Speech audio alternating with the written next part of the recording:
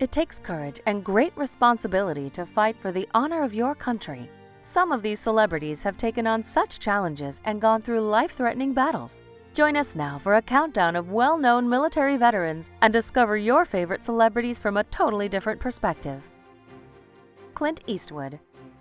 Long before Eastwood dared anyone to make his day as Dirty Harry, he was drafted into the Army during the war in Korea. Eastwood was sent to Fort Ord in California for basic training. He lucked into a job as a swimming instructor and remained at Fort Ord. As fate and luck would have it, he took up competitive swimming and basketball during high school, and so his skills would come in handy. One time when he was hitching a ride aboard a Navy torpedo bomber, the plane developed engine trouble and he was forced to ditch in San Francisco Bay. Eastwood swam over a mile through the tide to shore, foreshadowing his own character's watery trials in Escape from Alcatraz. The actor recalls, "I thought I might not live. But then I thought, other people have made it through these things before," Eastwood said. "I kept my eyes on the lights on shore and kept swimming." He managed to survive, although he escaped with serious injuries and was discharged from the service. After his life-changing experience, Eastwood attended LA City College and studied drama under the GI Bill. From humble origins in the movie business, where he landed a $75 a week contract with Universal Studios, he eventually found international fame in spaghetti westerns, the Dirty Harry series, and as an Oscar-winning director. Ice-T. After high school, Tracy Lauren Merrow, aka Ice-T, found himself without much opportunity, often dealing drugs on the streets of Los Angeles. Young and unexperienced, the future star of Law & Order was struggling to support his girlfriend and daughter. So the best idea he came up with is to join the Army for the financial benefits. "When I had my daughter, I was like, man, I'm going to go to jail. I got to do something, and I went to an enlistment office. Next thing you know, I'm in the military, 4 years infantry." He served in the 25th Infantry Division and somehow became a part of a group that stole an infantry rug and subsequently deserted. After a month, once the rug had been recovered, Ice-T returned and received a non-judicial punishment, which allowed him to complete advanced infantry training, and later even managed to serve as a squad leader at Schofield Barracks in Hawaii. When Ice-T returned to the civilian world, he lived in Hollywood and made inroads into the hip-hop scene. He later launched a successful career in film and television, and now we all know him as Detective Odafin Tutuola on Law & Order SVU. Morgan Freeman. Talented young Morgan Freeman was so in love with the idea of flying that he joined the U.S. Air Force in 1955 instead of accepting a scholarship for drama from Jackson State University. Eventually, he got the chance to train as a fighter pilot, but as soon as he sat in the cockpit of what he thought would be his dream job, he felt like he was sitting in the noose of a bomb, as he told AARP magazine. "I joined the Air Force. I took to it immediately when I arrived there. I did 3 years, 8 months, and 10 days in all. But it took me a year and a half to get disabused of my romantic notions about it. Being in the military helped him to determine what he wanted to be in life." He recalls, "I had this very clear epiphany. You're not in love with this. You're not in love with the idea of this." And so he left the Air Force in 1959 to try himself an acting career. It was a long, hard road to stardom for Freeman, as he acted for over 20 years on stage before gaining fame on television in the soap opera Another World and the long-running children's program The Electric Company. After years in prominent supporting roles, he finally reached worldwide fame in such movies as The Shawshank Redemption, Seven, and Unforgiven. Chuck Norris. Before the President of the United States can declare war, Congress must have permission from Chuck Norris, says one of the famous facts from the official Chuck Norris Factbook. And there is a reason for that, as right after high school, Chuck Norris joined the United States Air Force and served as an air policeman in South Korea. The star recounts a time in South Korea where he saw locals practicing martial arts. He was on a walk after breaking his shoulder during training, when he observed villagers executing spinning heel kicks and other moves. "I was mesmerized by their incredible ability. I wanted to ask them what they were doing, but they looked very intense," he said. "So I returned to the base and described what I had seen to my judo instructor, Master An. He said it was called Tang Soo Do.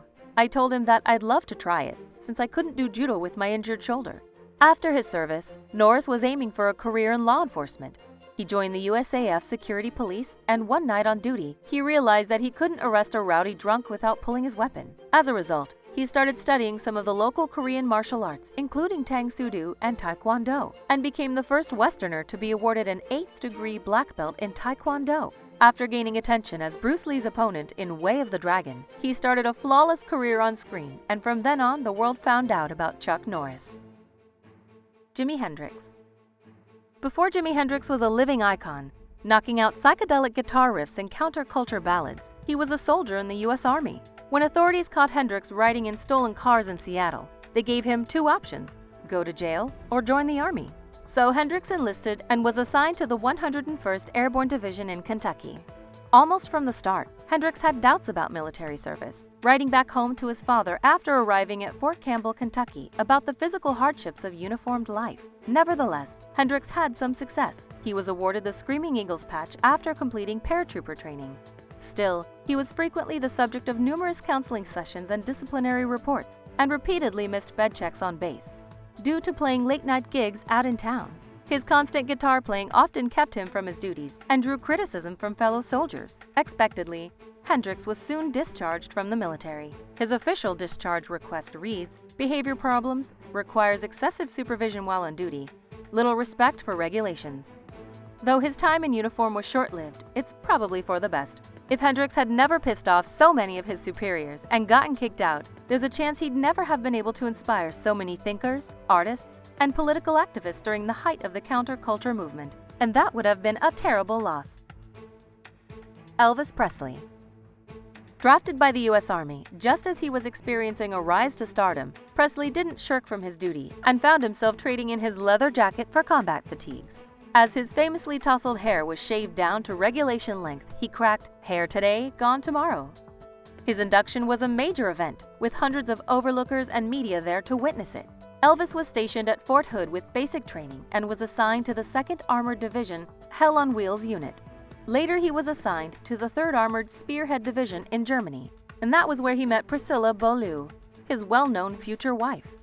People could not believe that Presley would actually get through his service, expecting him to mess up, to goof up in one way or another. They thought I couldn't take it, and so forth.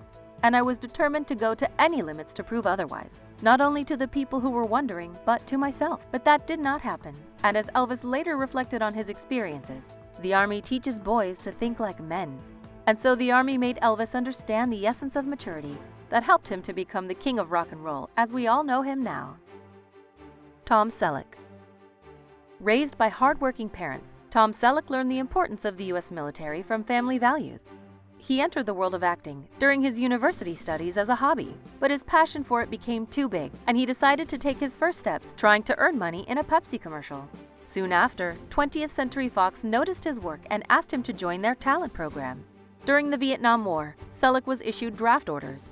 To take some measure of control over the situation, he joined the California National Guard on the 160th Infantry Regiment. He served for over 6 years there and later even appeared on the California National Guard recruiting posters. The military left a strong impression on Selleck, who recalls his service with pride. "I am a veteran. I'm proud of it," he said. "I was a sergeant in the U.S. Army Infantry, National Guard, Vietnam era. We're all brothers and sisters in that sense." Upon returning to civilian life, he was dropped from his contract with Fox. Selleck recalls, "And then I was going to be drafted, and I got into an infantry National Guard unit and did 6 months active duty in the middle of my time at Fox," Selleck said. "I had my job when I came back, and then they fired me," he commented while laughing. Tom Selleck was not that famous till the historic leading role in Magnum P.I. By that time, Selleck was in his 30s, and it had been 11 years since Fox released him. Although Selleck hasn't been in the military for decades, he maintains a strong sentiment and support for U.S. troops. "We learned a lesson as a country over time that we need to welcome our troops home regardless of whether you have political problems with whatever mission they're on. They just served and we need to thank them for it," he said. Eventually, Selleck became a spokesperson for the Vietnam Veterans Memorial Fund. Paul Newman. After Newman graduated from Shaker Heights High School in 1943, he joined the Navy's V-12 program at Yale University in the hopes of becoming a pilot. His hopes were dashed, however, when it was discovered that he was colorblind. Instead of completing the program, Newman was shipped to basic training where he qualified to be a rear-seat radio man and gunner for torpedo bombers. In 1944, Newman was sent to Barber's Point where he operated in torpedo bomber squadrons designed to train replacement pilots. He was later stationed on an aircraft carrier as a turret gunner for an Avenger aircraft. One of Newman's later posts was aboard the USS Bunker Hill, which fought in the Battle of Okinawa in 1945. In a stroke of fate, his pilot developed an ear infection and they were held back from flying in the Okinawa campaign. Because of this, he and his pilot avoided the destruction of their ship and the deaths of the sailors aboard. Newman was discharged in 1946 in Washington. His military honors included the American Area Campaign Medal, the Good Conduct Medal, and the World War II Victory Medal. After he left the military, Newman's fame came through his acting ventures. He started off in Broadway productions, moved to television, and eventually landed his first role in The Silver Chalice. The rest is widely well known. Newman passed away in 2008 due to lung cancer. He was diagnosed earlier in the year and underwent chemotherapy, but it was too little, too late. He refused to be hospitalized, and his final moments were spent at home while surrounded by friends and family. Sean Connery. Sean Connery went to work on a milk delivery truck in Scotland when he was 9, in the depths of the Depression. He dropped out of school at 13 to work full-time and joined the Navy at 15, where he served aboard the HMS Formidable. The future James Bond enlisted in the Royal Navy at the age of 16. After 3 years of service, Connery was discharged because a stomach ulcer was threatening his health. He returned to work as a bricklayer and lifeguard in Edinburgh, eventually moving on to bodybuilding, which paved the way for a career in modeling and film. In his late teens and early 20s, Connery supported himself as a model and with other odd jobs, including a stint as a mortician's assistant. The actor struggled for a couple more years trying to build a new acting career and was still doing B movies when he was asked to interview for Dr. No, and so Bond was born. Johnny Cash. The legendary country performer is known as the Man in Black, but he was also a man in Air Force blues. Fresh out of high school, Cash joined the Air Force as the Korean War began and spent most of his 4-year enlistment in Germany. Perhaps not surprisingly for a man with music in his veins, Cash was handy when it came to the rhythms of Morse code and served as an intercept operator with the USAF Security Service. Coming from a poor background, he was only able to scrounge enough money together to buy a guitar once he started receiving military pay. He purchased his first guitar at the base exchange while stationed in Germany, and as they say, the rest is history. He formed his first band, the Landsberg Barbarians, while in the Air Force, and upon his discharge, Johnny used his GI Bill benefits to attend a radio announcing course at a broadcasting school in Memphis. Already in 1955, Cash made his first recordings at Sun, Hey Porter, and Cry, Cry, Cry, which were met with success on the country hit parade. And so his legendary career as a singer was all set. Thanks for watching. Subscribe to our channel to watch the inspiring, touching, and exciting life stories of your favorite stars.